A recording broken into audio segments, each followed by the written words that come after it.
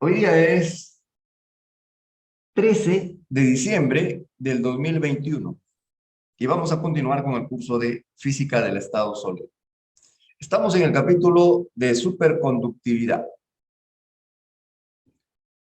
En superconductividad, primero hay que describir los fenómenos que constituyen este fenómeno.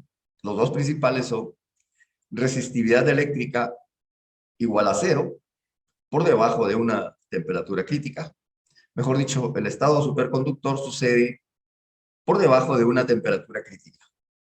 En los superconductores, eh, digamos, en los primeros superconductores que se descubrieron que eran metales a muy bajas temperaturas, por debajo de 4 Kelvin, 10 Kelvin.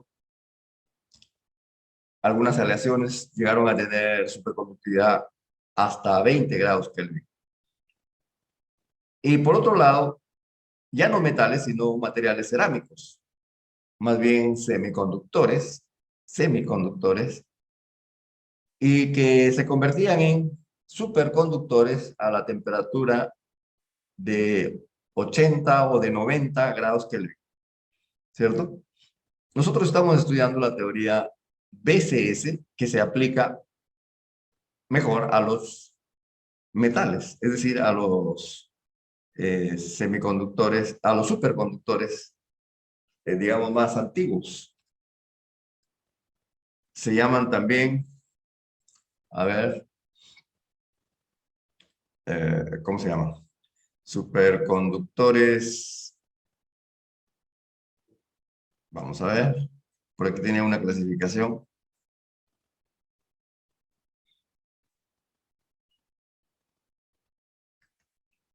Esta es la clasificación acá, exactamente. De tipo 1.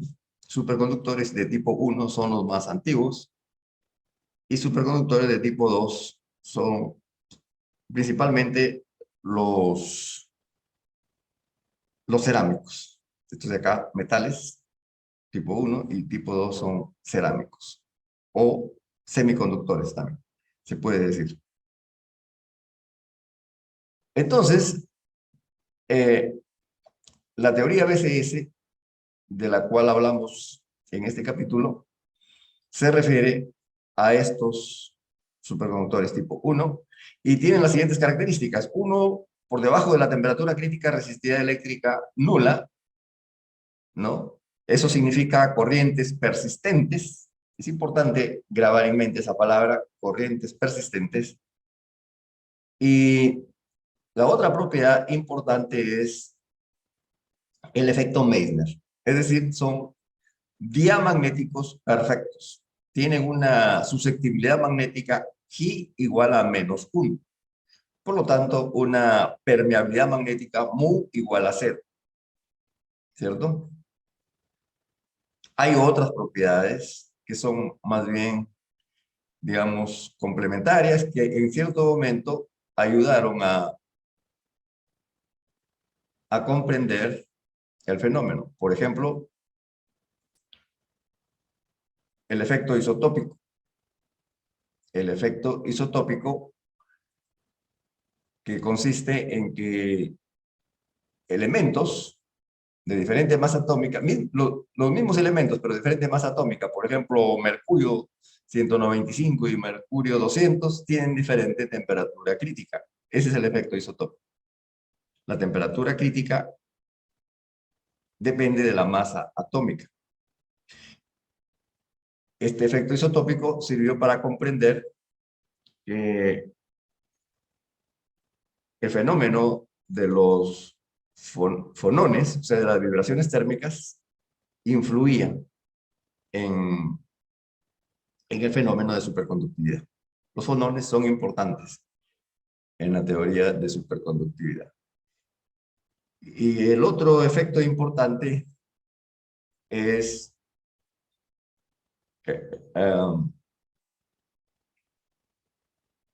la capacidad calorífica en función de la temperatura. El estudio de la capacidad calorífica en función de la temperatura, que tiene un pico a bajas temperaturas y luego tiene un decaimiento exponencial. Ese decaimiento exponencial se relaciona con la existencia de un band gap, ¿cierto? Aparte de eso, existe un campo crítico y también vamos a ver una corriente crítica asociada también con el campo crítico.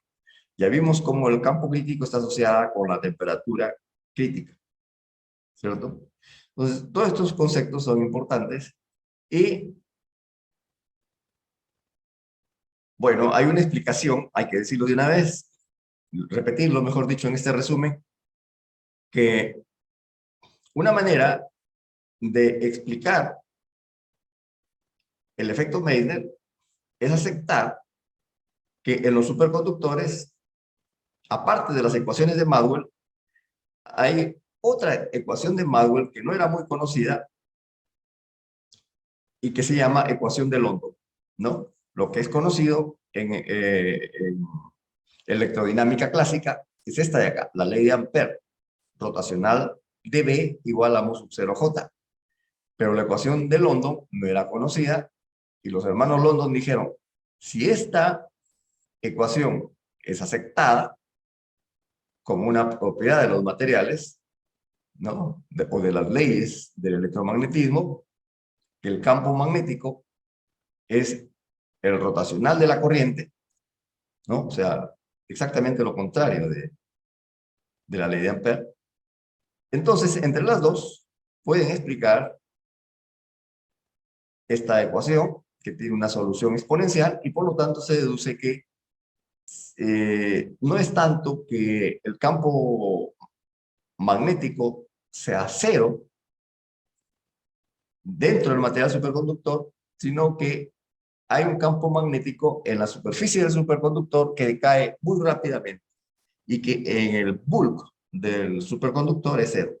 En el volumen del superconductor es cero el campo magnético, ¿cierto? Entonces, son cosas importantes. Y la teoría que explica todos los experimentos que acabo de describir es la teoría BCS, que se basa en que dos electrones pueden aparearse, ¿no? Existen partículas que parece que fueran moléculas de dos electrones. Una carga negativa se asocia con otra carga negativa, se atrae, una carga negativa atrae a otra carga negativa. Esa atracción entre electrones, ¿no? Se asocia con una partícula que se llama par de Cooper, ¿no? ¿Cómo es posible que una partícula de la misma carga atraiga a otra de la misma carga? Entonces, eso se explica a través de una deformación, así como acá. Existe una deformación de la red que rodea a un electrón y el electrón rodeado atrae a otro electrón. Entonces, par de Cooper, por un lado, se puede decir dos electrones que caminan juntos, ¿no? Dos electrones que se unen y que están, digamos, enlazados, dos electrones que están enlazados debido a su interacción con las vibraciones de la red o con las deformaciones de la red, o sea, con los fonones. Ese es un par de Cooper. Sin embargo, yo les pido que pongan atención a esta formulita.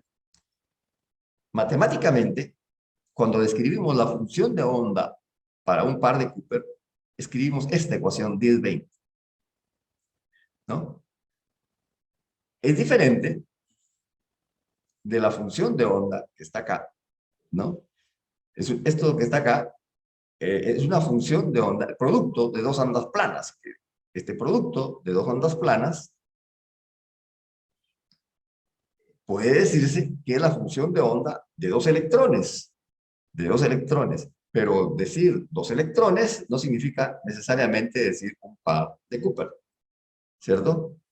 Entonces, un par de Cooper Profesor, disculpe, no se ve las ecuaciones bueno, que está indicando. Se ve la ¿Por qué? gráfica de superconductores de tipo uno y tipo 2.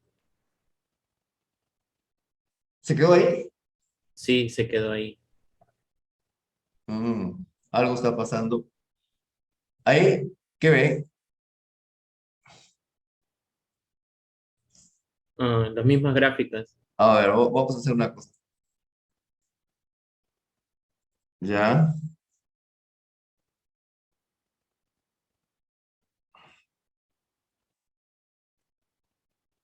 ¿Qué ven ahora? Sí, la ecuación 10.18 y 10.22. Ahora sí se ve. Ya, gracias. Entonces, decía, esta función es una cosa, es la función de onda para dos partículas, ¿no? El producto, esta es la ecuación de onda para un electrón libre, y esta de acá es la función de onda para otra ecuación libre. Acá suponemos que K1 igual a K2. Entonces, esta es la función, el producto de las dos es la función de onda para el sistema de dos partículas, para un sistema de dos partículas, ¿cierto? Pero cuando escribimos la función de onda para el par de Cooper, ¿no? Cuando proponemos una función de onda para el par de Cooper, pensamos en esta ecuación 1020, que es una combinación lineal, digamos, o es una superposición de este tipo de funciones de onda. O sea, de funciones de onda que corresponden a un sistema de dos partículas. Pero no es una sola, sino es una combinación lineal de varias, muchas, ¿cierto? Entonces, ¿en qué me hace pensar eso? ¿En qué nos hace pensar esto de acá? El par de Cooper, acá una, hay dos gráficos acá para el par de, varios gráficos. Vamos a ver, este gráfico que dice que un par de Cooper es un electrón rodeado por las cargas positivas de la red y que atrae a otro electrón. Es una vista, pero los dos no se mueven juntos toda la vida, ni un segundo durante el estado superconductor. No. A ver. Acá dice, los pares de Cooper están formados por un electrón que tiene una función de onda K y otro electrón que tiene una función de onda menos K. Este tiene una velocidad v en una dirección y este tiene una velocidad v en diferente dirección. Si aplicamos que mv es igual a h barra k, ¿cierto? Entonces, no, ¿cómo van a estar juntos un electrón que va para arriba y otro que va para abajo? No, parece raro, ¿no? No se comprende, ¿no? Entonces, este dibujito ayuda ya a comprender un poquito más. Dice, lo que pasa es que tenemos dos electrones, ¿no? Un electrón 1 y otro electrón 2, que permanentemente están interaccionando y se convierten en un electrón con otra cantidad de movimiento y otra cantidad de movimiento, ¿no? Eso sucede permanentemente, ¿no? El electrón 1 puede entenderse así. El electrón 1 le tira una pelotita al electrón 2 y los dos cambian su cantidad de movimiento, ¿cierto? Y después el electrón 2 le va a devolver la pelotita. Se pasan la vida jugando ping-pong. Dos electrones que están toda su vida jugando ping-pong, ese es un par de Cooper. Y eso se ve acá. Son dos electrones que constantemente están cambiando su cantidad de movimiento. ¿Por qué? Ahorita son K1, K2, pero más tarde son K1', K2 segunda. Es decir, lo explico en este gráfico de acá. En un instante son este K1 y este K2, pero más tarde son este de aquí y este de acá. Y más tarde serán este de acá y este de acá, ¿no? Los electrones están constantemente cambiando su cantidad de movimiento. Los pares de Cooper, mejor dicho. O los electrones que conforman un par de Cooper están constantemente cambiando su cantidad de movimiento, ¿no? Y de tal manera que la cantidad de movimiento total del sistema de dos partículas siempre es cero. Ese es el par de Cooper, ¿no? Espero que ya entiendan. ¿No? Este era un dibujito para entender que los pares de Cooper siempre tienen, o los pares de Cooper se pueden formar con cualquier K1, K2, pero es más probable que se formen con K y menos K. O sea, el K total, cero. Eso es lo más probable. ¿Cierto? Entonces, es importante comprender esta ecuación para entender qué cosa es un par de Cooper también. Son dos electrones que constantemente están cambiando su cantidad de movimiento como si estuvieran jugando ping-pong, como si uno jalara al otro, después el otro lo jala al primero y así cambia constantemente su cantidad de movimiento. Bueno, basado en esta función de onda y este hamiltoniano que está acá, ¿no? Esta es una ecuación de Schrödinger, ¿no? Entonces, se puede ver que el par de Cooper tiene una energía. En principio, la energía del par de Cooper es esta, ¿no? Se toma como nivel de referencia el nivel de Fermi. Un electrón tiene una energía aproximadamente, es F0. Como son dos electrones, los dos electrones tienen en total una energía 2F0. Esta es la energía total del sistema de dos partículas cuando no interaccionan, pero cuando interaccionan tienen una energía adicional, ¿no? Entonces puede decirse que este es el cero de energía ahora a un par de Cooper y que esta es la energía de enlace del par de Cooper. Esa energía de enlace se calcula siguiendo este procedimiento algebraico que está aquí entre 1020 y 1026, ¿no? Acá seguimos hasta 1029 y quizás esta de acá debería ser una 1030, ¿no? Se calcula la energía de enlace y se dice, ah, mira, la energía de enlace es negativa. ¿Qué quiere decir? Que entre los dos electrones, debido a que se están tirando esas pelotitas que se llaman fonones, los electrones y el sistema de fonones, entonces, van a adquirir una energía negativa, ¿no? Entonces, hay atracción entre los dos electrones. Ese es el éxito de esta primera parte de la teoría BCS. Los electrones se enlazan. ¿Por qué? Porque la energía de interacción entre ellos es negativa. ¿Y cuál es la prueba? La demostración algebraica que está aquí. Yo supongo una función de onda, reemplazo en esta ecuación de Schrödinger, hago bastante álgebra y encuentro el valor de esta energía de enlace y es negativo. ¿De acuerdo? Se usa para eso un truco que lo hemos usado varias veces. Dense cuenta que este truco lo hemos usado varias veces. Esta es una ecuación donde hay una sumatoria que implica K, ¿no? Y entonces se dice, en lugar de sumar estos valores de K, lo convierto en una integral. ¿Cómo? Yéndome al espacio recíproco y calculando eh, el número de puntos por unidad de volumen, que es igual al número de cubitos, ¿no? Y multiplico por el volumen de Kx, de Ky, de Kz. O sea, esta sumatoria se convierte en esta integral. Y se sigue haciendo álgebra y se llega a este valor, ¿no? Acá hay una información adicional y les mencioné que se estima cuál es la longitud o cuáles son las dimensiones de un par de Cooper y son del orden de 100 nanómetros, 1000 angstroms o 100 nanómetros. Entonces, ahora vamos a tratar de explicar ya no un par de Cooper, sino el estado fundamental de todo el superconductor, donde hay millones de pares de Cooper. O sea, vamos a escribir una función de onda para un sistema ya no de dos electrones, ya no de un par de Cooper, sino para un sistema de millones o billones de pares de Cooper. Creo que es casi trillones, dice la 14. Vamos a ver cuántos pares de Cooper hay en un centímetro cúbico.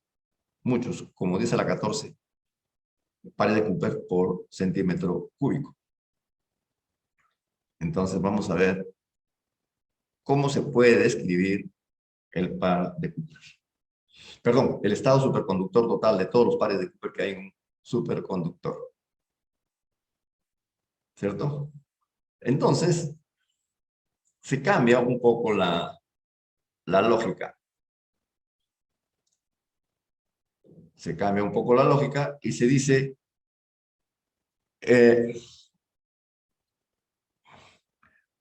un electrón cerca del nivel de Fermi tiene una energía, es un F0. Pero vamos a admitir que los electrones, vamos a hablar de todos los electrones que están cerca del nivel de Fermi. ¿No? El nivel de Fermi lo tomamos como origen y los electrones que están cerca del nivel de Fermi tienen una energía. Esta es el nuevo cambio de variable. Para nosotros ahora la energía es la energía del electrón con respecto al nivel de Fermi. Entonces, como vamos a estudiar pares, K y menos K, entonces podemos decir que la energía cinética de todos los electrones que están cerca del nivel de Fermi, digamos, entre el nivel de Fermi más H barra omega sub D. ¿Se acuerdan qué cosa era omega sub D? Frecuencia de Debye. La frecuencia de Debye tiene que ver con los fonones. Digamos, es H barra omega D es la energía de un fonón promedio, ¿no? Podemos decirlo así. H barra omega sub D es la energía de un fonón, que es del orden de los 1000 electronvoltios. Entonces, la energía, entonces, de los electrones está entre E sub F0 y E sub F0 más o menos la energía de un fonón típico, o sea, H barra omega D. Entonces, ese es de un par de Cooper. De un par de Cooper es multiplicar esta energía por 2. Pero ahora vamos a sumar sobre todos los pares de Cooper que están en ese rango, ¿no? Sobre todos los pares de Cooper que están en ese rango de energía. Y esta es entonces la energía de todos los electrones. ¿De acuerdo? Ahora, vamos a representar un par de Cooper. Ahora, ya no por esta función de onda. Vamos a cambiar de notación para hablar del estado fundamental. Ya no vamos a decir que el par de Cooper es esta función de onda que está aquí, sino vamos a decir que el par de Cooper es esta función.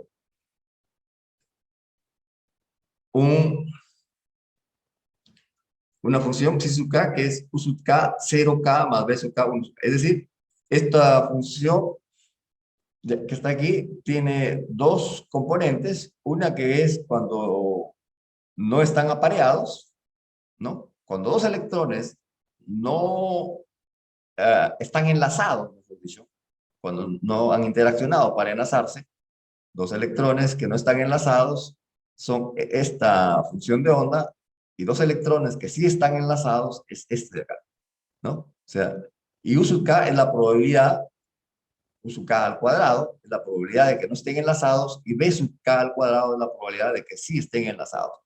Entonces, vamos a pensar en los pares de Cooper así. Un sistema donde da la probabilidad de que estén enlazados o que no estén enlazados. Y entonces, pensando de esta manera, el estado superconductor,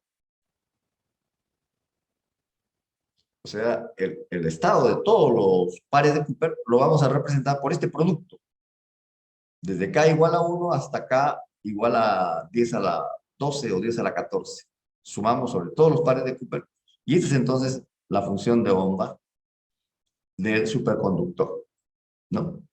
Un conjunto muy grande, un producto muy grande de funciones de onda. Esta es una abreviación, ¿no? Van a haber libros más avanzados, más meticulosos, donde van a ver que no es esta función, sino es una suma de una suma y resta de muchas de estas. Son como si pusiéramos filas y columnas, ¿no? Y halláramos un determinante de muchas funciones de orden, ¿cierto? Pero todas son parecidas, ¿no? Entonces, podemos decir que este es uno de los tantos términos que hay, y podemos decir que en buena aproximación esto es entonces la función de onda del par de Cooper.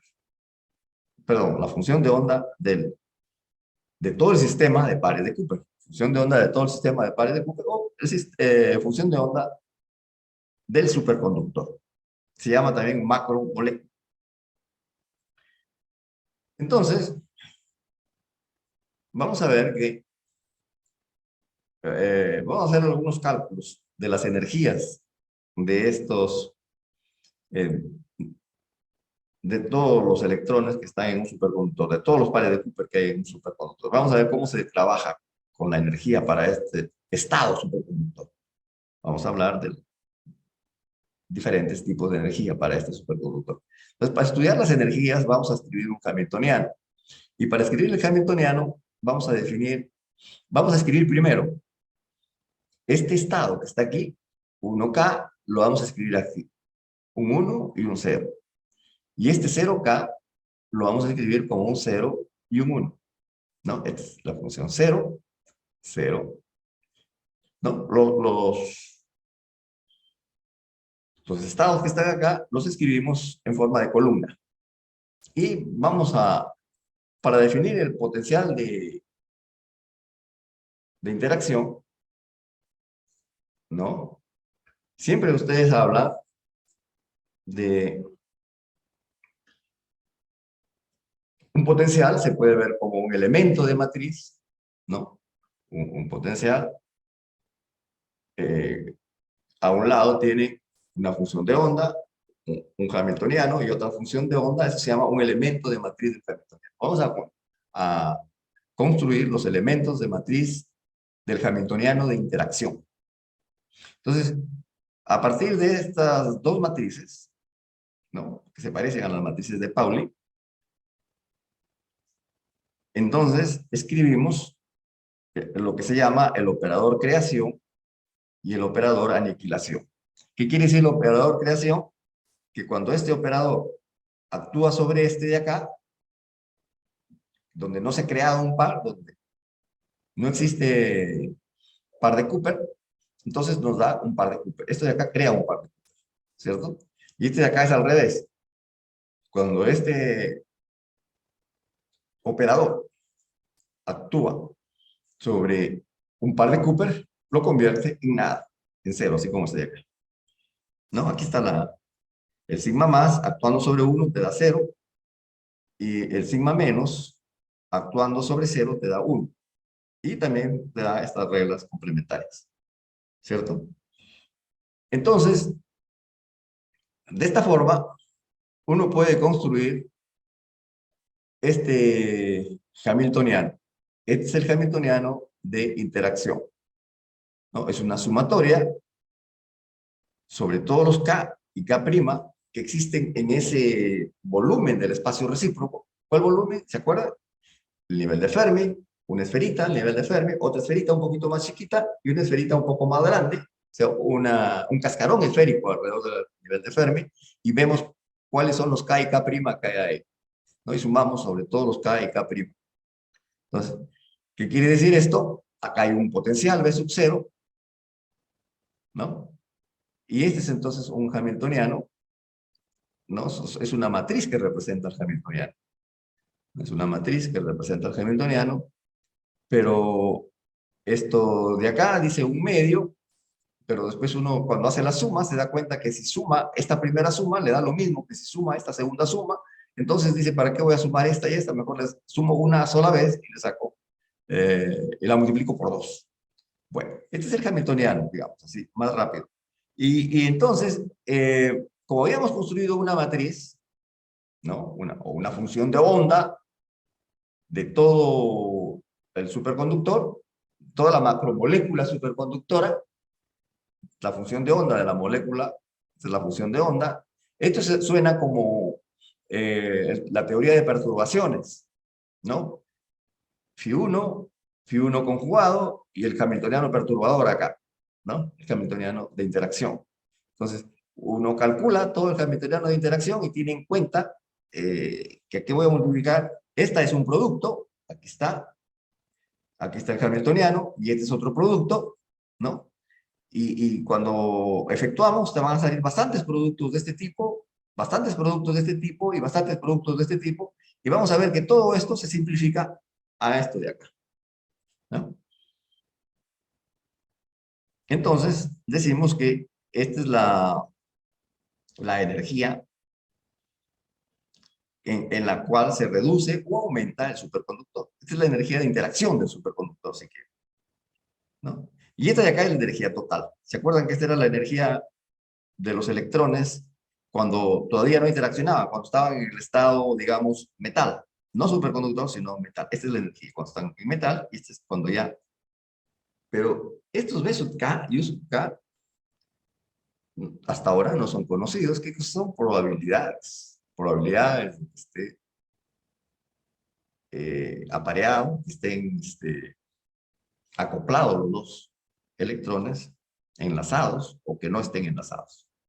Entonces, no tiene mucho sentido físico, pero es una buena expresión para la energía total de todo el sistema de pares de Cooper que está entre energía de Fermi más menos h barra omega d.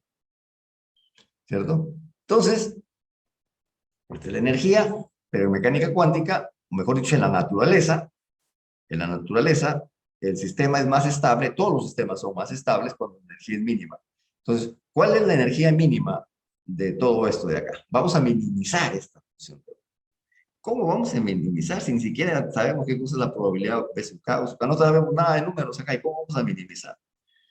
Ese es un arte que desarrollaron estos tres señores, Barden, Cooper y Pfeffer, la teoría BCS. ¿Cómo minimizan esta energía? Y dicen, miren, acá tienes U sub K por un vector y acá B sub K. Y la suma de estos dos siempre tiene que ser 1, ¿cierto? Entonces parece que fuera un coseno cuadrado teta y un seno cuadrado teta. Ah, ya. Entonces voy a hacer un cambio de variable, a U sub K le voy a llamar coseno cuadrado y a B sub K seno cuadrado teta. Y así, entonces, comienzo a desarrollar un álgebra para minimizar esta función de acá. ¿Verdad? Entonces, hago acá una teoría, este es el hamiltoniano, que ahora ya cambió de forma porque he reemplazado los U sub K y B sub K por cosenos y senos, ¿cierto? Derivo con respecto a teta K, ¿no? La derivada del coseno es seno, la derivada del seno es coseno, etc. Y encuentro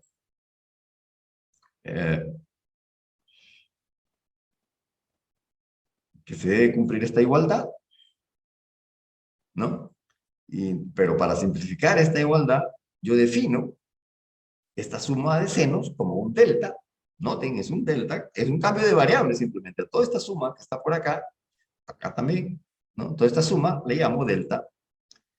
Y el E sub K ya lo había definido. Entonces, hago geometría, ¿no? Acá nos salió E sub K por tangente. Entonces, en la tangente la puedo reemplazar como seno entre coseno, etc.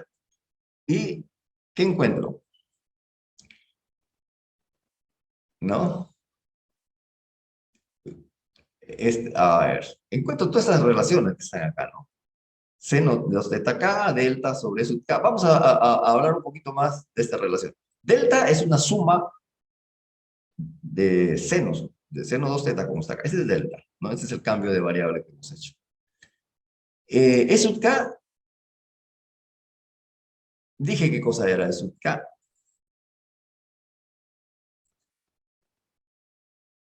No. Ahí tienen que poner atención con la nomenclatura. Miren, acá, E sub K es la energía del electrón menos la energía de Fermi. O sea, este E sub K que está aquí es la energía del electrón total, ¿no? Absoluta, digamos, menos la energía de Fermi. Ese E sub K tiene un significado bien preciso.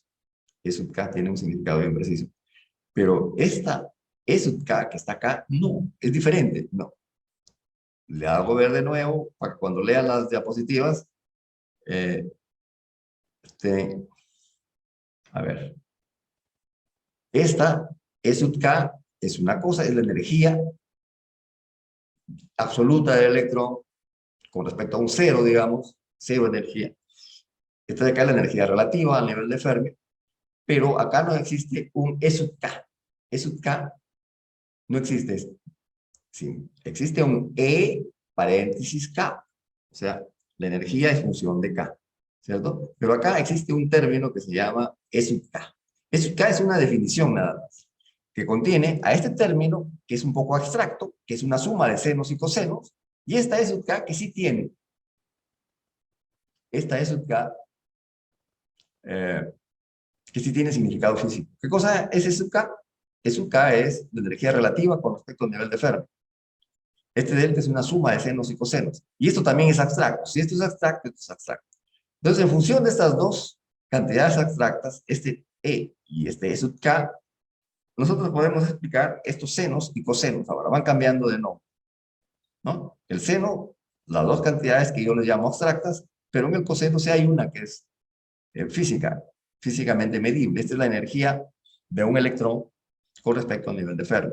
Y este es simplemente una definición. ¿Cuál definición? Esta de acá. ¿Estamos? Entonces, toda esta álgebra nos lleva a plantear este B sub K cuadrado, que es la probabilidad de que el par de electrones con K y con K y menos K se hayan enlazado. Entonces, se puede minimizar y nos sale este valor de la energía mínima. Obtenemos un valor de la energía mínima, ¿no? En función de esto que sí es, insisto, esto sí es con sentido físico, esta también tiene sentido físico, esto también tiene sentido físico, esto también podemos decir que tiene sentido. ¿Qué cosa es este? LQ es el volumen de la muestra superconductora. ¿Qué cosa es K? En la energía de un electrón. ¿Y qué cosa es B sub 0? B sub 0 es el potencial de interacción. El potencial de interacción entre los dos electrones debido a la existencia intermedia de fonones. ¿Cierto? O sea, aquí no existe delta y E sub K no tiene significado físico concreto todavía. ¿Cierto?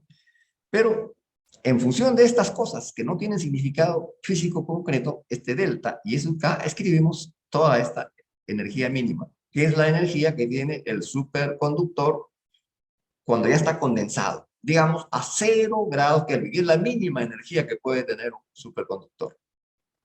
No, la mínima energía. Y eso se puede transformar, ¿no? Por cuántos cambios de variables que uno ha hecho, se puede transformar y se puede escribir también de esta forma, ¿no? O sea, esto y esto de acá son la misma cosa, sino que se han hecho, como acá han pasado por varios cambios de variables, entonces se llega a que esto de acá es igual. Es una transformación algebraica, de aquí para acá, usando los cambios de variables dichos. Ahora, ya tenemos esta que es la energía mínima, ¿cierto? Del estado superconductor, y esta de acá, que era la energía de todos los electrones, ¿no? Que estaban en esa franjita, en esa el casquete esférico del espacio recíproco, alrededor de la energía de Fermi, esa es la energía total de los pares de Cooper, cuando todavía no interaccionaban, de los electrones, cuando todavía no se convertían en pares de Cooper. Entonces, hacemos la energía, la diferencia de energía acá, cuando ya interaccionaron y cuando todavía no interaccionan. Y nos sale que esta es la energía, ¿no? Esta es la energía, entonces, digamos, se llama energía de condensación. Esta es la energía que gana o pierde cuando pasa del estado superconductor al estado metal o viceversa, ¿no? Este es el cambio de energía que se necesita para efectuar la transición, ¿no? Electrones libres y esto es en electrones ligados. Y te sale esta energía.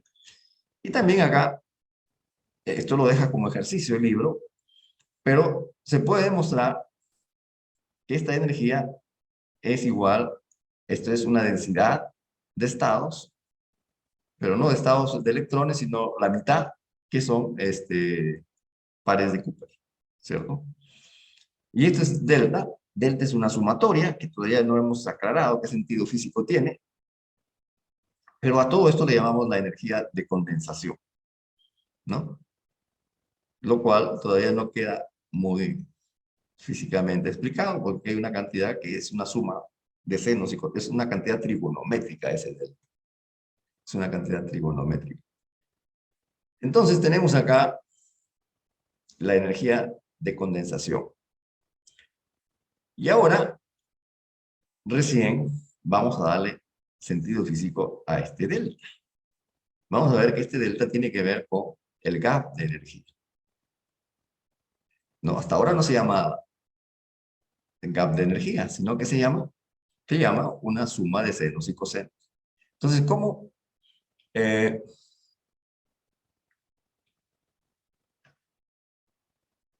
calculamos el gap de energía? Acá dice cálculo del gap de energía. ¿Ven ahí el título? ¿O lo está tapando una línea negra? ¿Ven bien lo que dice cálculo del gap de energía, cierto? ¿Sí o no? Sí. Se ve cálculo del gap de energía, ¿cierto?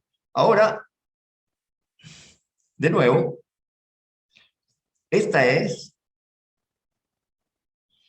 ¿qué cosa era esto? La energía mínima. A 0 grados Kelvin, el estado superconductor tiene esta energía, ¿no? Que es una suma.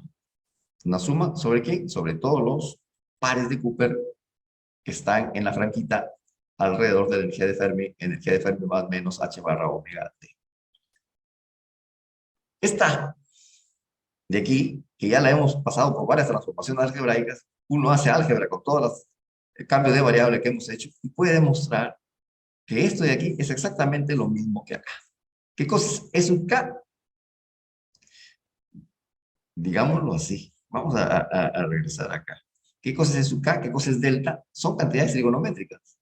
Vamos a ver qué son cantidades trigonométricas. Aquí está. Eh, delta es un cateto y eso K es una hipotenusa, algo trigonométrico, ¿cierto? Este seno se escribe como delta entre E sub K y este coseno se escribe como menos E sub K entre E sub K. Es decir, E sub K es como una hipotenusa, este E sub K es como, digo, hipotenusa también, y este delta es como un cateto. Y este E sub K, que también es como un cateto, pero ese sí tiene sentido físico también. Además de ser cateto, también es que la energía de un electrón respecto al nivel de Fermi. Bueno, entonces, esta es la hipotenusa, decíamos, ¿no? Es cateto, pero esto es hipotenusa.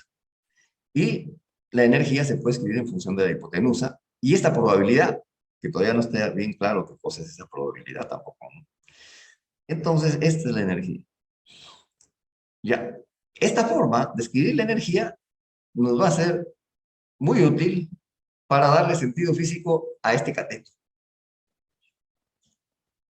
¿Por qué? Porque decimos, esta suma sobre K, ¿qué pasa si el par K' menos K'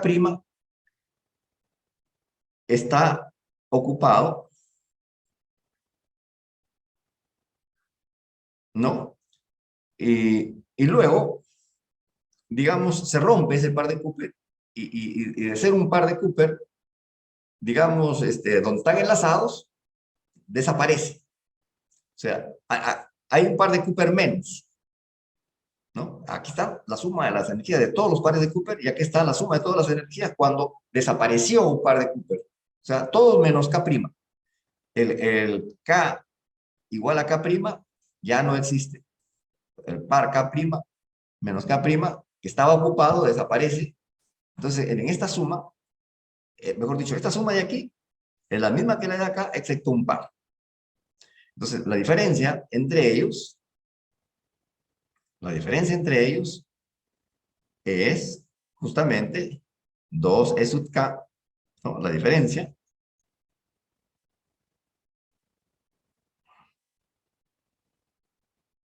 entre ellos es, a ver,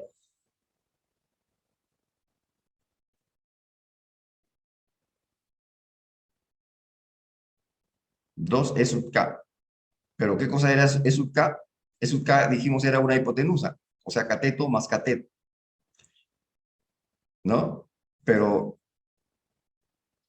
esta es la diferencia de energía cuando se rompe un par de Cooper, y la diferencia de energía cuando se rompe un par de Cooper viene a ser todo esto, pero este E sub K, ¿qué cosa era E sub K?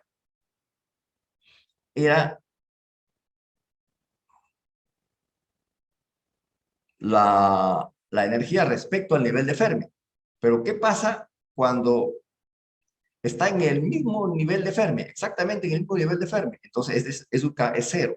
O sea, este valor mínimo de E sub K se da cuando hay un electrón que está en el mismo nivel de Fermi. Cuando este E sub K es cero, entonces toda esta diferencia es mínima y va a ser 2 delta.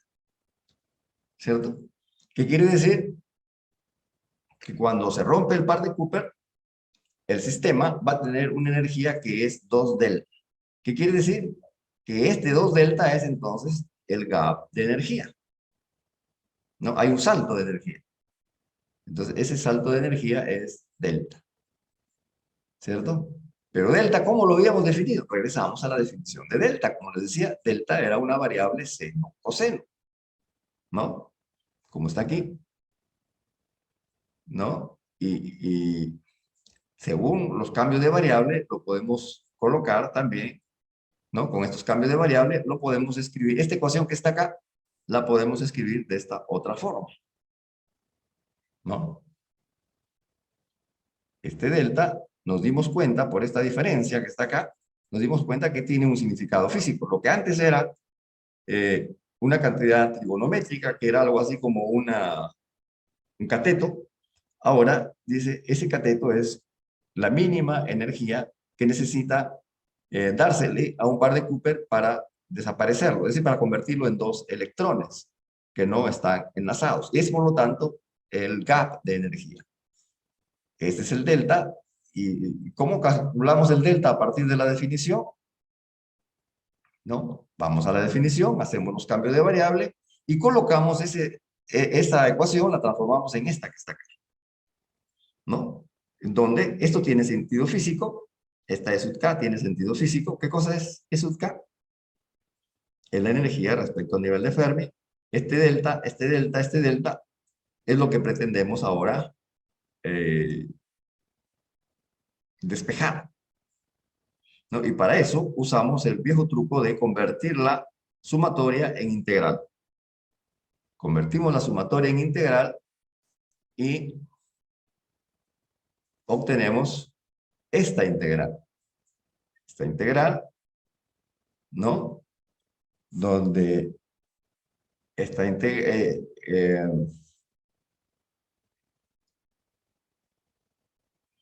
¿no? De aquí, el delta, a ver, acá podemos, esta es una constante, lo sacamos afuera y viene acá, despejamos de nuevo y la única integral que tenemos que evaluar es esta de acá, ¿no? Y delta es la incógnita, entonces evaluamos la integral, esta es una integral relativamente simple para evaluar y tenemos acá entonces una relación entre cantidades existentes, cantidades físicas. Este es el potencial de interacción, esta es una densidad de estados, esta es la energía de los fonones. Entonces la única incógnita aquí es delta, y delta se puede despejar, y encontramos que delta es entonces, o sea, el gap de energía, ¿no? Es esta función, esta cantidad, ¿no? Es más o menos del orden de magnitud de un fonón, ¿no? De la energía de un fonón. Esa es la manera entonces de calcular el gap de energía. ¿Quedó claro? Aquí hay algo que lo pasé rápido para no perder la ilación, pero podemos regresar a ver. Esta es la energía total, la energía mínima, que se transformó en esto de acá. Acá le quitamos un término a esta ecuación, le quitamos un término y ese término, ¿no? lo encontramos haciendo la diferencia entre los dos. Y ese término es 2e sub k. Me quedé pensando, ¿por qué es 2e sub k? ¿Y qué pasó con el b sub k? Cuando hacemos esta diferencia, um,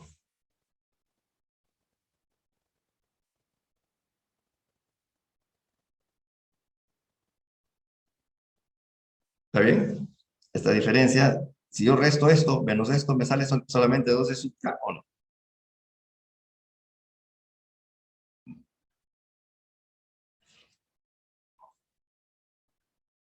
Me debería salir 2e sub k, b sub k a la cuarta. 2e sub k prima, ¿no? Ya está bien. Ya. Aquí, ya claro,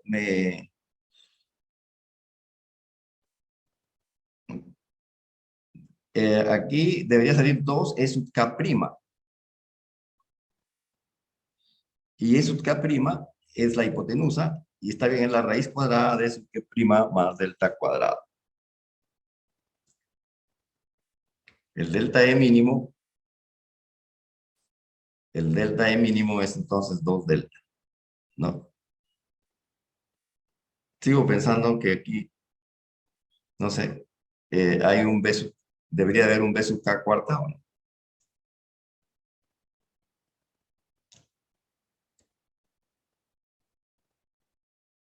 Por la probabilidad, ¿qué es B sub K? Es la probabilidad de que el electrón que el par esté formado, ¿cierto? Por la probabilidad de que el electrón esté formado.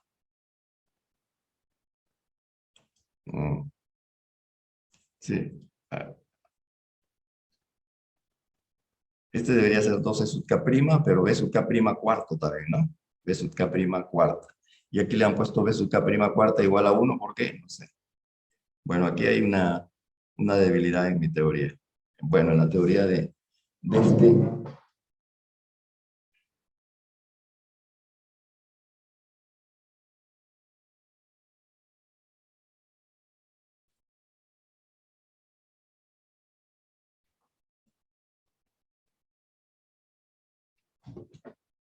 Diez cincuenta y cinco. El libro es este, por si acaso. Este es el libro. Ibas Luz. ¿Lo ven, Ibas Luz. 1054. 1054.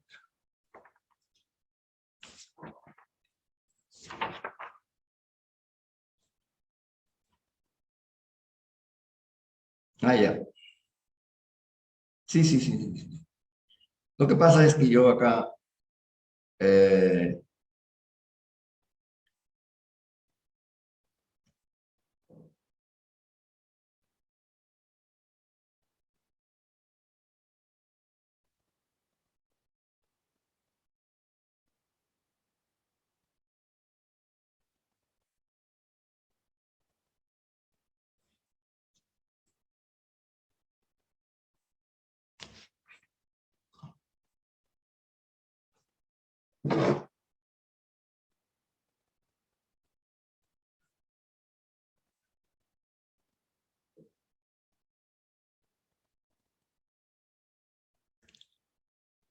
ya, la demostración de aquí a acá está detallada en el libro y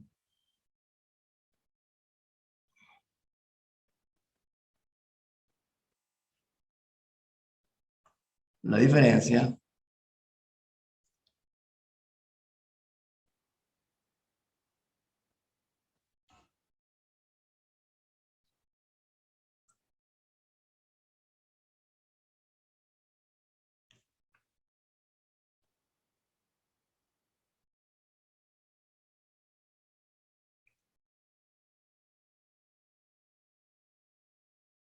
que la, quebrando este K', entonces debería quedar 2E sub K', o 2E sub K' por no sub K' a la cuarta, es lo que yo digo, pero acá no, acá el libro lo pone de frente así. Bueno, es una cuestión algebraica aquí que hay que chequear. Chequeen, por favor, en el libro, esto de aquí, que no lo puedo explicar. Pero, entonces, lo que queda acá claro es que la teoría BCS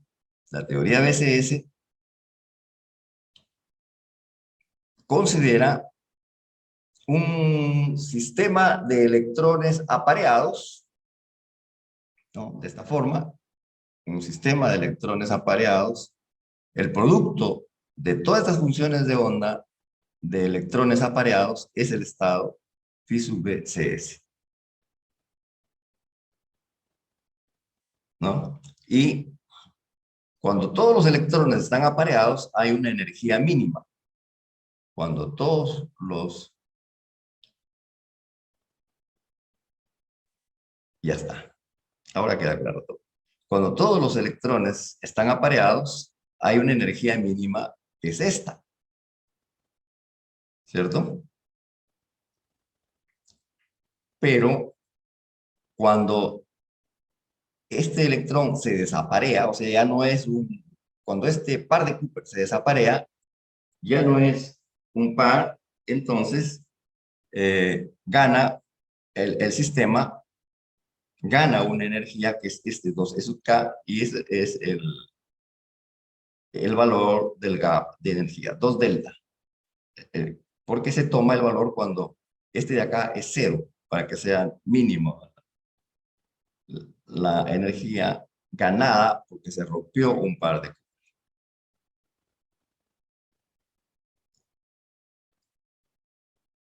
Entonces, por un lado, tenemos el par de Cooper, perdón, el par de Cooper así, no, primero por acá, ¿no? Pero eso ya pasó hace rato, ¿no? Vamos a hacer diferencia entre este par de Cooper, ahora este que está aquí, el 1020, esta función de onda de todo el sistema de electrones que está acá, ¿no? ¿Qué se puede decir también? Es un sistema de pares de Cooper, ¿no? Y lo que nosotros hemos visto es que cuál es el valor mínimo para, a ver, ¿qué es lo que hemos hecho? Ya, esta es la función, esta es la energía, esta de acá, es la energía debido a la interacción, de nuevo, estamos chequeando, esta es la energía debido a la interacción, esta es la energía debido a la energía en la cual se reduce el sistema cuando pasa del estado conductor al semiconductor, y es hasta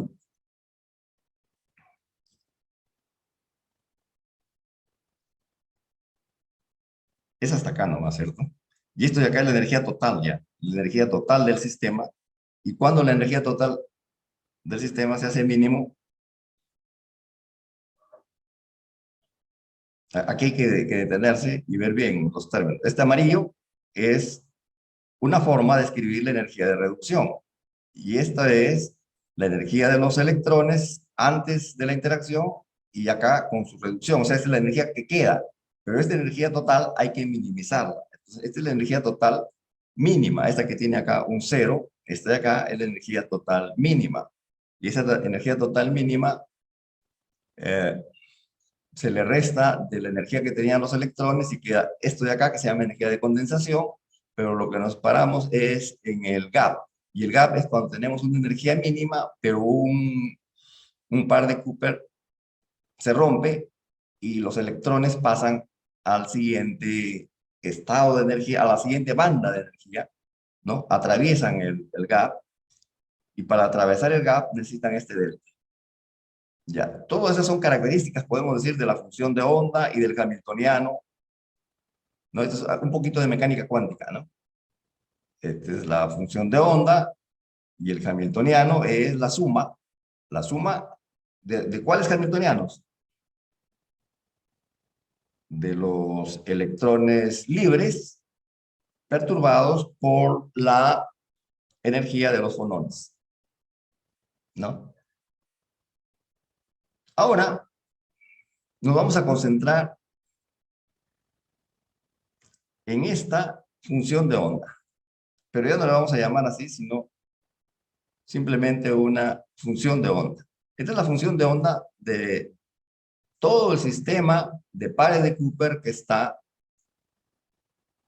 en el superconductor. Esta es la función de onda, ¿no?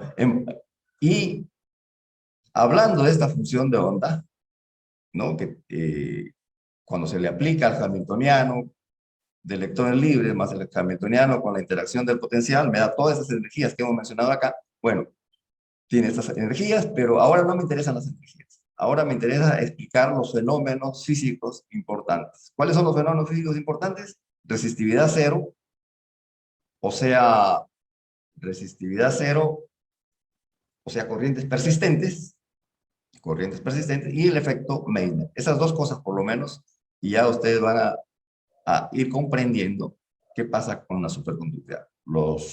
Las propiedades básicas de los superconductores. Resistividad cero. Entonces,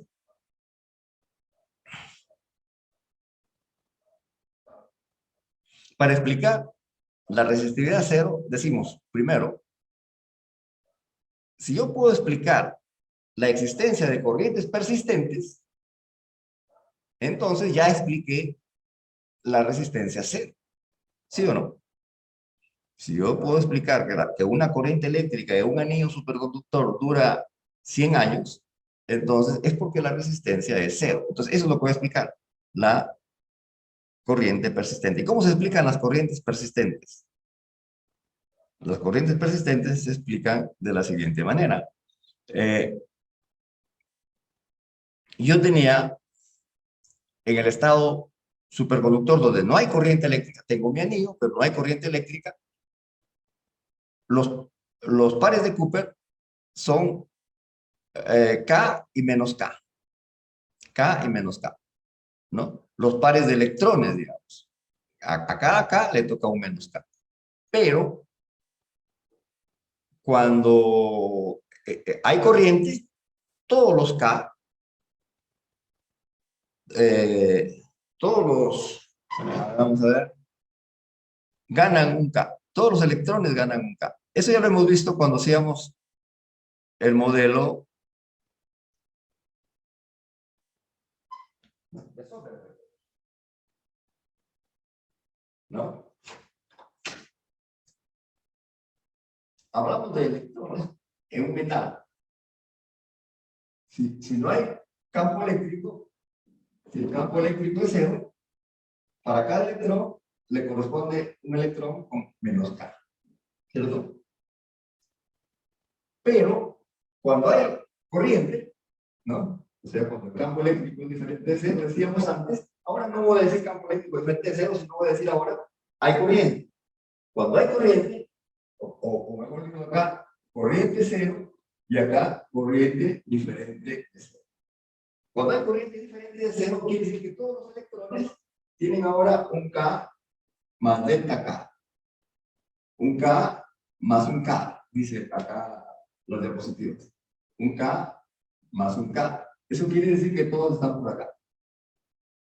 ¿No? Todos los electrones ganan un K. ¿No? O sea,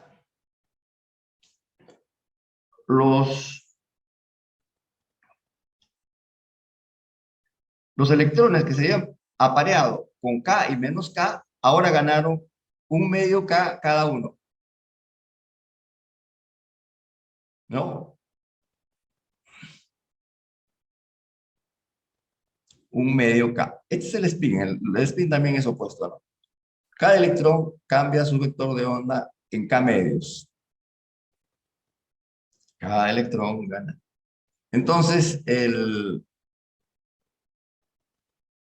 delta K es igual a K medio, digamos, por ahora, ¿no? Entonces, el J, que es N por carga, por velocidad, acá la velocidad la ponemos H barra K medios sobre M, ¿no? Este es el JS en función de este K. Este K, entonces, es la ganancia de vector de onda de todos los electrones. Todos los electrones ganan el mismo K cuando comienza a haber corriente eléctrica en ese anillo, ¿no? Eso es básico. Ahora, decimos, vamos a considerar que un par de Cooper un par de Cooper que antes, bueno, tenía, ¿no?, el par de Cooper para un solo par de electrones. ¿Dónde está el par de Cooper? Tenía una función de onda. ¿Dónde está el par de Cooper? Acá. Acá está un K nada más, ¿cierto? Ahora, como ya se sumó el delta K, uno se suma al delta K y el otro se resta el delta K, entonces va a quedar así. El par de Cooper, cuando ya hay corriente, ahora entonces el par de Cooper, ¿qué cosa va a hacer el par de Cooper? Un par de Cooper con corriente ya no es K y menos K, ya no se puede, sino que va a haber un K medios. Los dos tienen un K medios adicional. Entonces, este es el par de Cooper cuando hay corriente. El par de Cooper cuando hay corriente.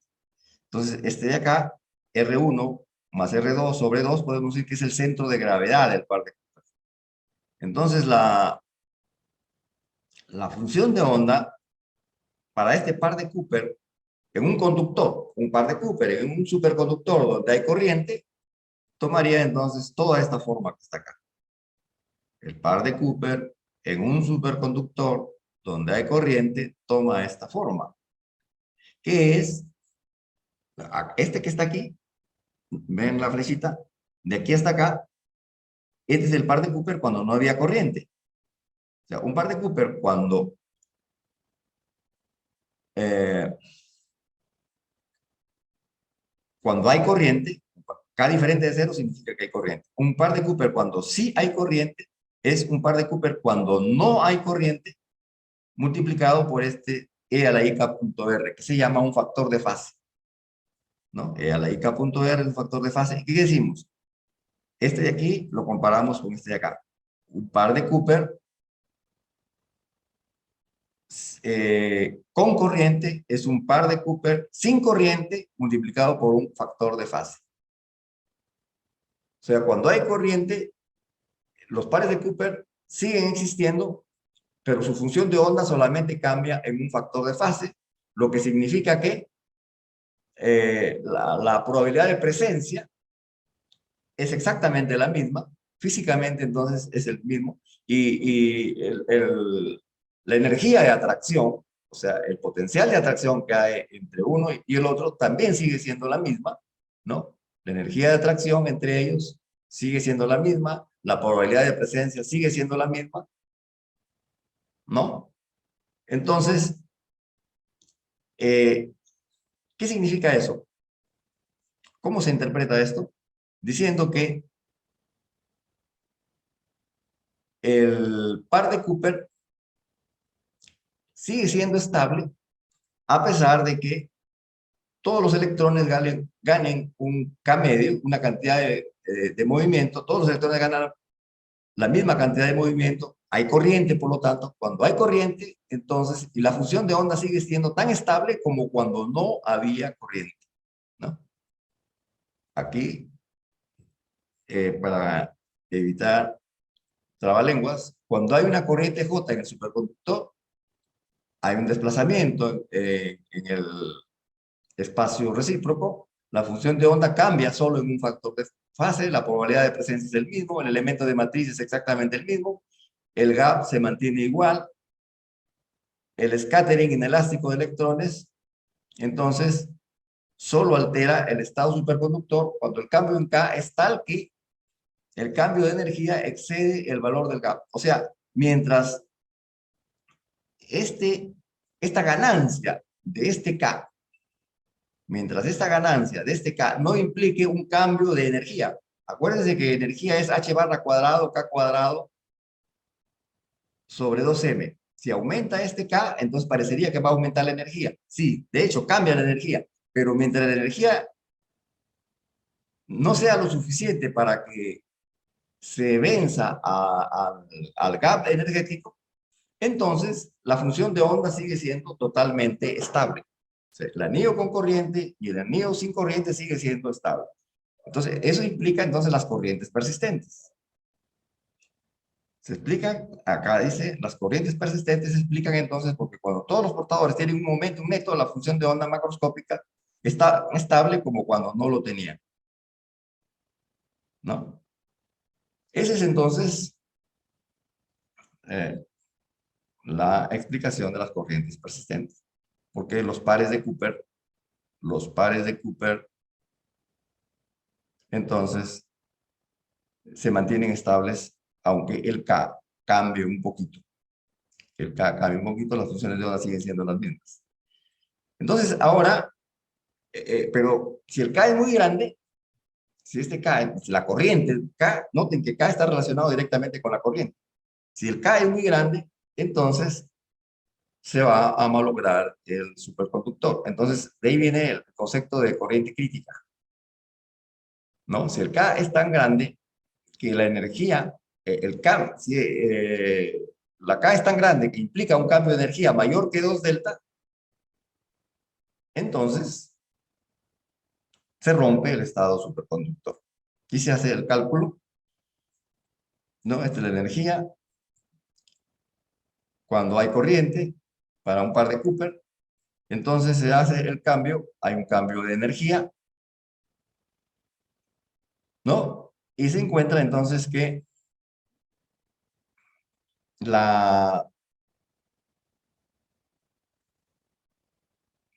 el K va a malograr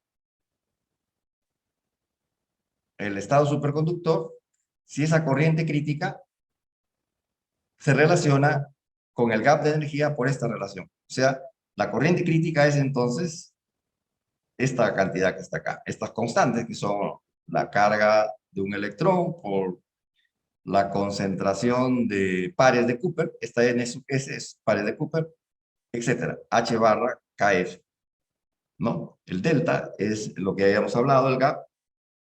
Entonces, la corriente crítica depende entonces del gap y depende de la concentración de pares, ¿cierto? Entonces, hemos demostrado, por un lado, que los pares de Cooper son estables cuando hay corrientes pequeñas, pero por encima de un cierto valor de corriente, entonces se malogra la superconductividad. Si la corriente es demasiado alta, se malogra la superconductividad y el material vuelve a ser un conductor normal.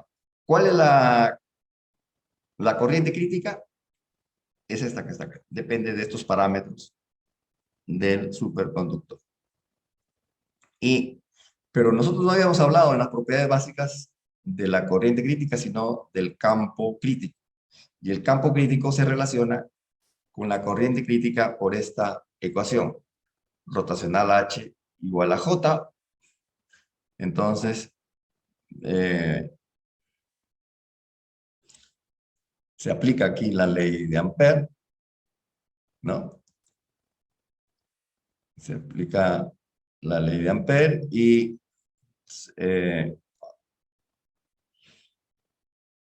se puede encontrar a partir del campo crítico, perdón, a partir de la corriente crítica se puede encontrar un campo crítico. A partir de la corriente crítica se puede encontrar un campo crítico, ¿no? ¿Cómo es esto de acá? ¿A quién estamos aplicando acá la ley de Ampère? No, pues, no hay aquí ningún dibujo. No. Vamos a ver. Entonces, ¿de qué estamos hablando acá? Ah, no. Esta. Este pulmón es muy malo. Supongamos que sea un anillo superconductor.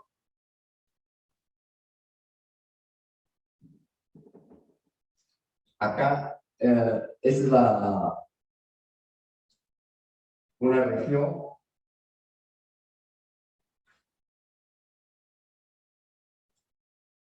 ¿Cómo lo hacemos? Voy a tratar de explicar esto. Supongamos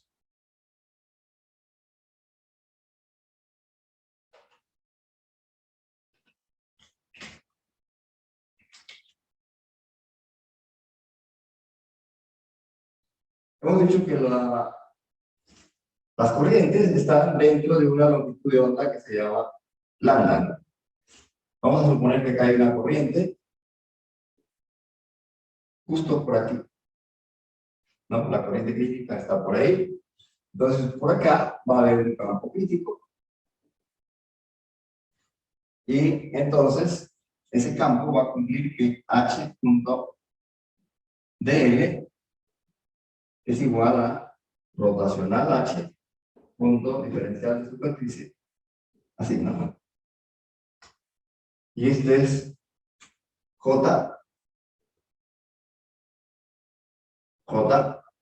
por lambda por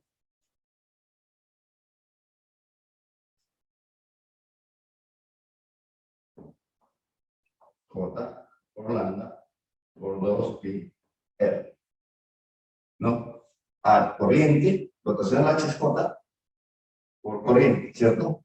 Y acá es H por 2 pi R.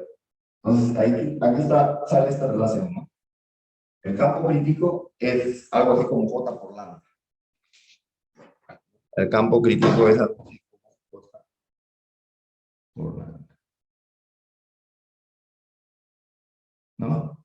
Campo crítico, esto se llama algo así como penetración del hondo, ¿no? Bueno, esta es entonces la... habíamos dicho que queríamos explicar las propiedades de los superconductores a partir de la función de onda del superconductor. Aquí hemos explicado las corrientes persistentes a partir de las propiedades de los pares de Cooper. Y ahora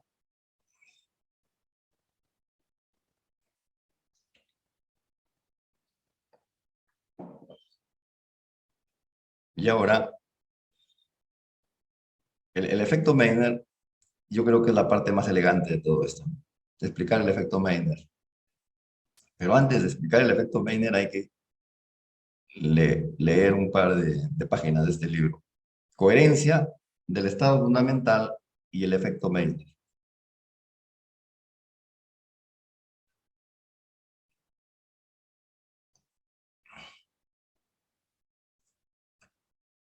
Eh,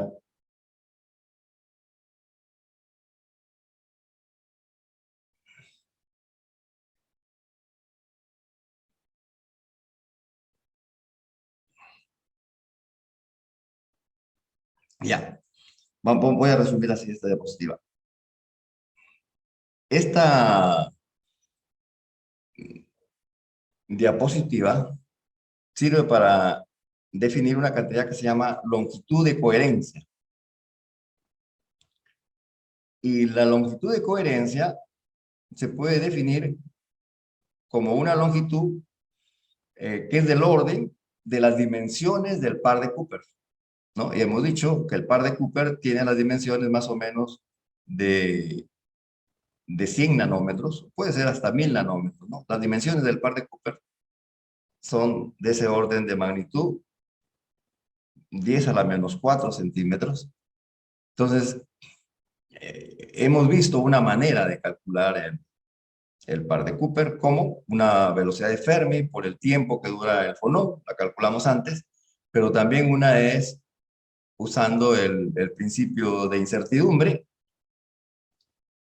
¿no? A partir de la incertidumbre en la energía, podemos calcular la incertidumbre en P, ¿no? Y a partir de la incertidumbre en P, podemos calcular la incertidumbre en las dimensiones del par de Cooper, ¿no?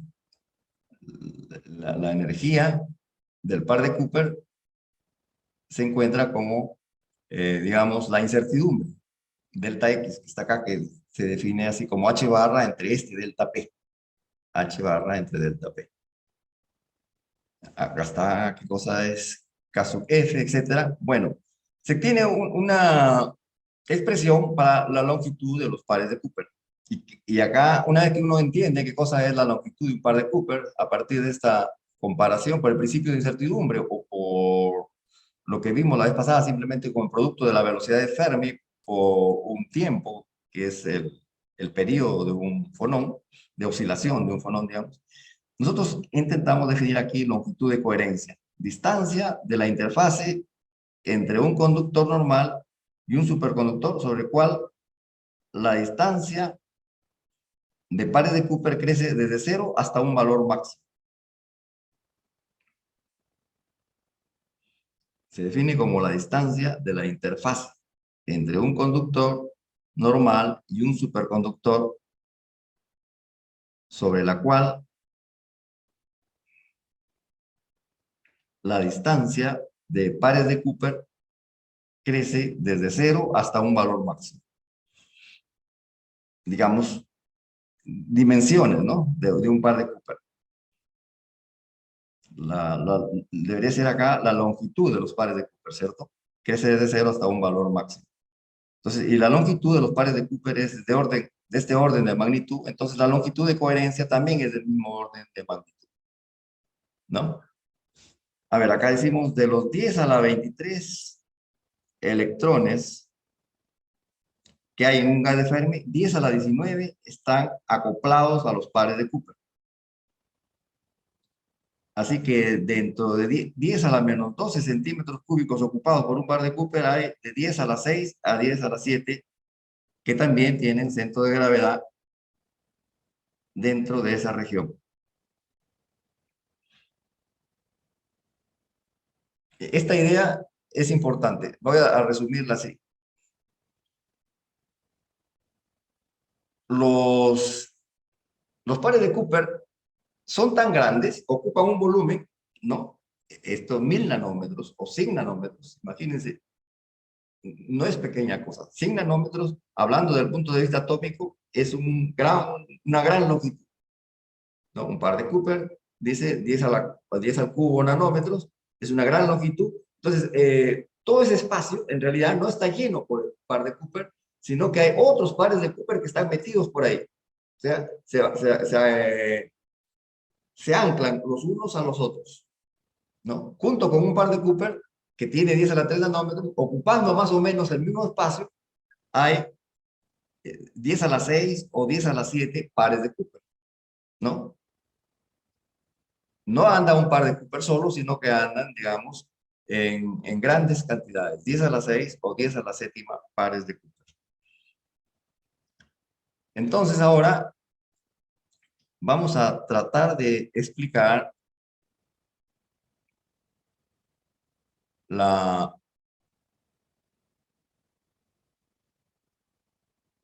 el efecto Meitner.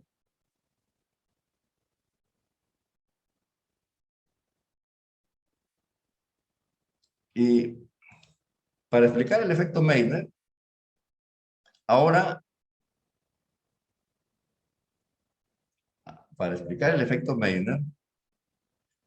ahora el estado superconductor, ¿se acuerdan de esta función? Phi sub Vc es, la describimos como un producto de funciones de onda de par de Cooper, ¿no? Hay que ver acá para encontrar las energías, el gap, etcétera, usamos un concepto de función de onda de un par de Cooper. Multiplicábamos estas funciones de onda para formar el estado superconductor. Acá usamos la idea un poquito diferente, pero no se contrapone, ¿cierto? ¿Cuál es la idea? Tenemos un par de Cooper acá y multiplicamos miones de estas funciones de onda y eso sería entonces también el estado superconductor. Es otra manera de describir el mismo estado superconductor. El estado superconductor es un producto, acá, el estado superconductor es un producto de este tipo de funciones. Acá ya está ese producto. Acá hay un par de Cooper, un solo par de Cooper hay acá. Acá está con corriente es un factor de fase por un par de Cooper sin corriente. Pero vamos a multiplicar millones de esos pares de Cooper para formar el estado BCS, ¿no? Entonces, cuando multiplicamos, es una constante, entonces, ¿no? Por todos estos factores de fase, por el estado de Cooper cuando no había corriente. ¿Está bien? Repito, esta es un par de Cooper con corriente en función de un par de Cooper sin corriente. Y este es un estado BCS con corriente en función de un estado BCS sin corriente. Y la diferencia es todo este producto de factores de fase. Todos estos productos de factores de fase que se pueden escribir y se pueden simplificar de esta forma, ¿no? Y que a su vez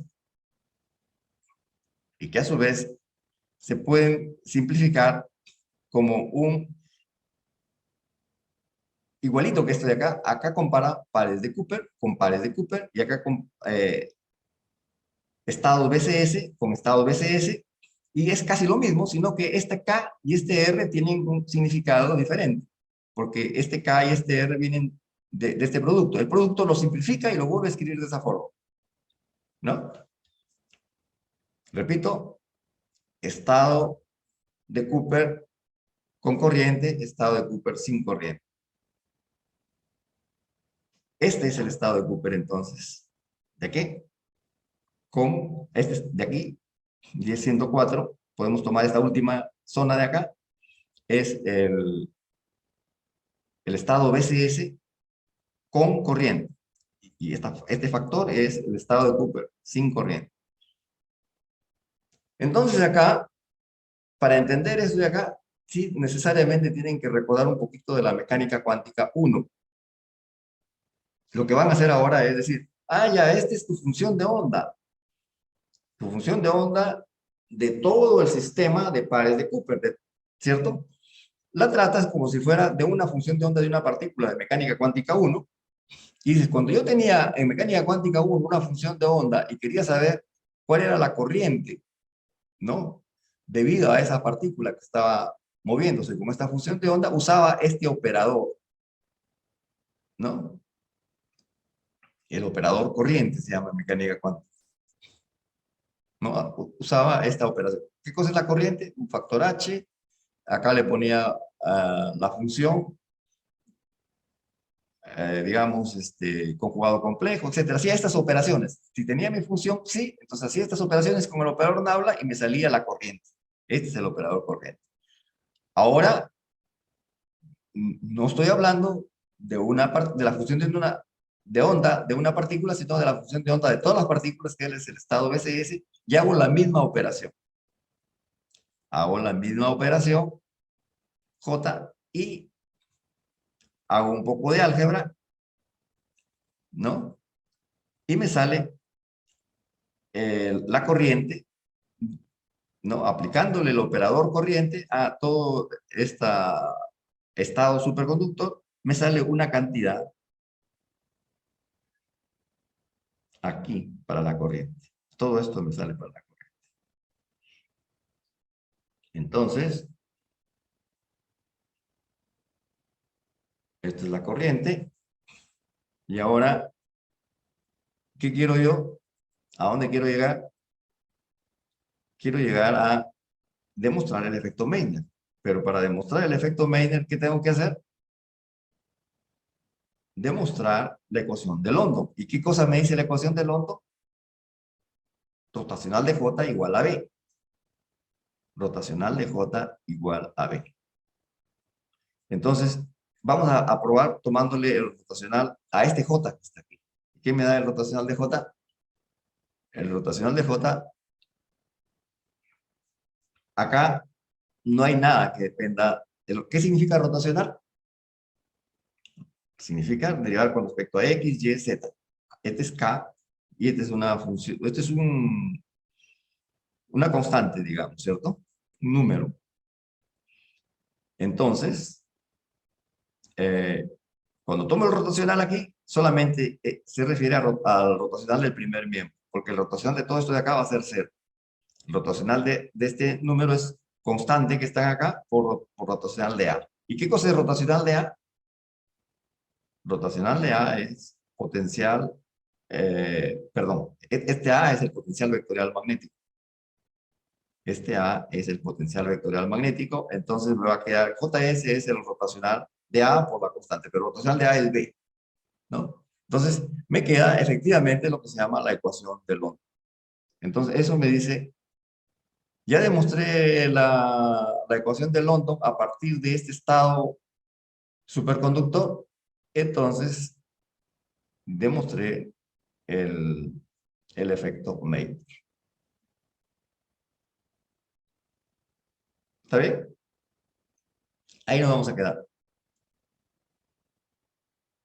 Entonces, ¿comentarios? ¿Comentarios?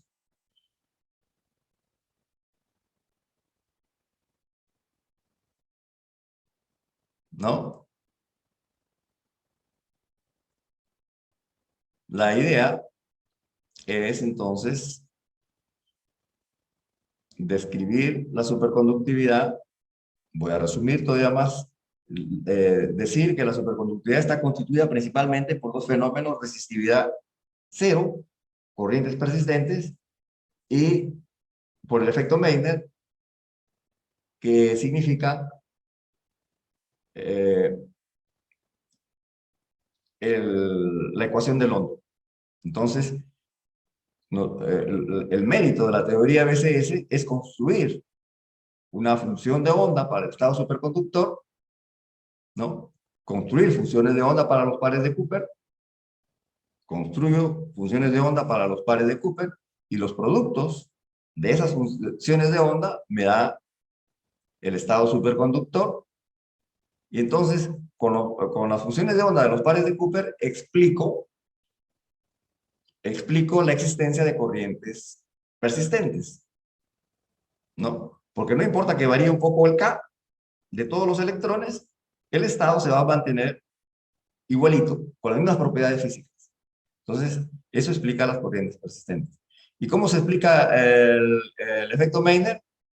Aplicándole el operador cuántico corriente a toda la función de onda BCS, o sea, a la función de onda de la macromolécula.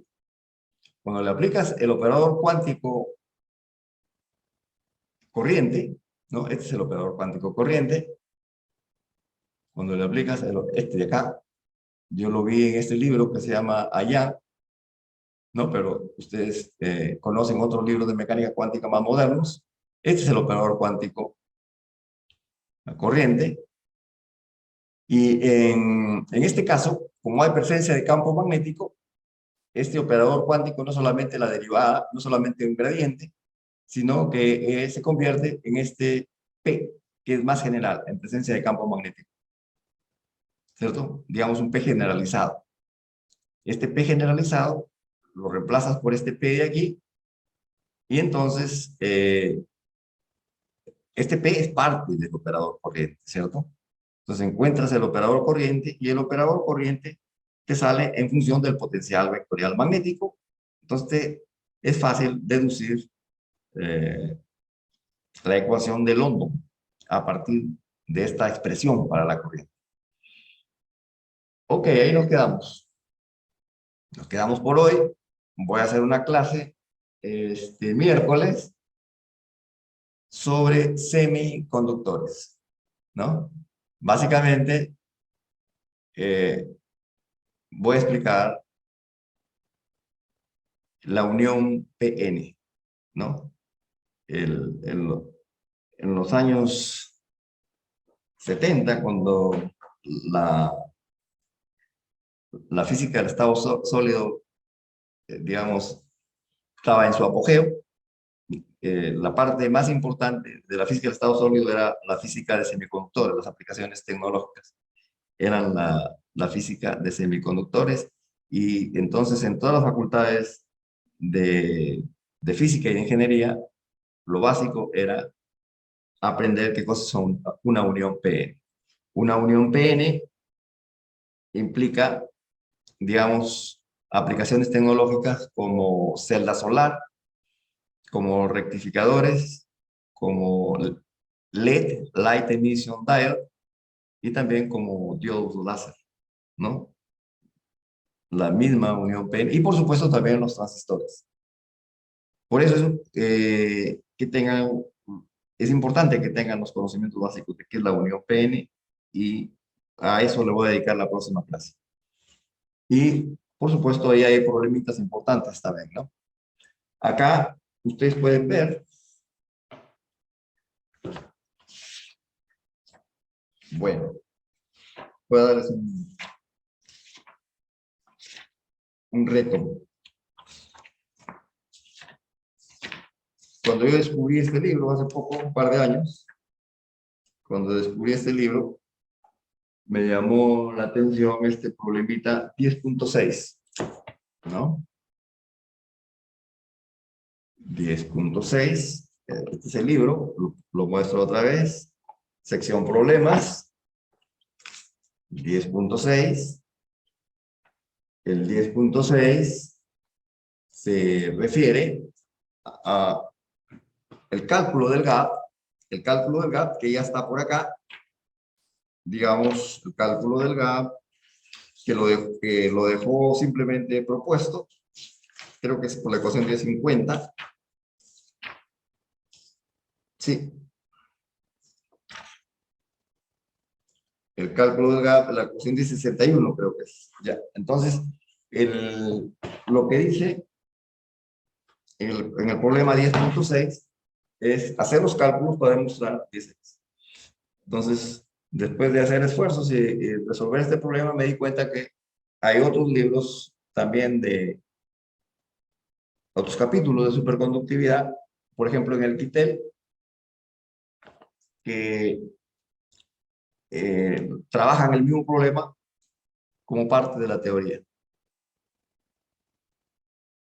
Entonces, con esto quiero decir que este libro es muy bueno, este capítulo es muy bueno para aprender superconductividad, pero también pueden ver otro libro histórico, que es,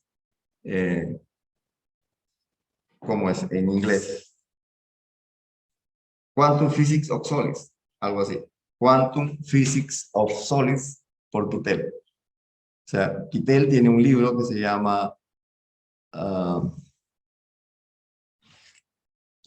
¿cómo se llama? Principles, o, a ver, vamos a ver.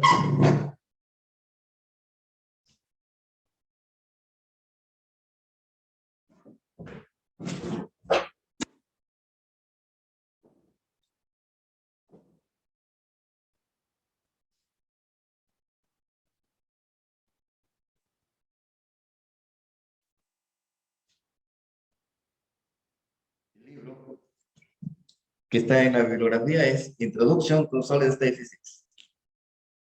Pero para este capítulo sería conveniente, ¿no? Los que quieren avanzar en física del estado sólido, que lean el siguiente libro de Kittel que se llama Quantum Theory of Solids, ¿no? Quantum Theory of Solids, o Quantum Physics of Solids, no me acuerdo de el segundo libro de Kittel.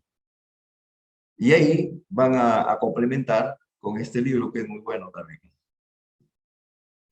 Ok, ¿comentarios? Profesor, una consulta. Quisiera saber cuándo se va a realizar el examen final del curso, tal vez, no sé si lo ha mencionado, no logré escucharlo. A ver, el 24 nos tocaba porque es viernes, ¿cierto? ¿Está bien? Así Entonces, es, profesor, pero 24 es Navidad, no sé si se va a tomar el examen ese mismo 24, ok, porque no está y programado el en la... 24, no, pues a esa hora ustedes están cantando villancicos. No, no les voy a, no les Yo le voy a, comento, porque no, según la semana de finales es lunes, martes, miércoles, y la otra semana que es 26, sí, 27, sí, creo, no sé. lunes 27 sería, ¿no? El examen va a ser lunes 27. ¿De Ya, acuerdo? profesor. Ok, ya. Ahí lo dejamos. Nos vemos el miércoles para la última clase. Hasta luego.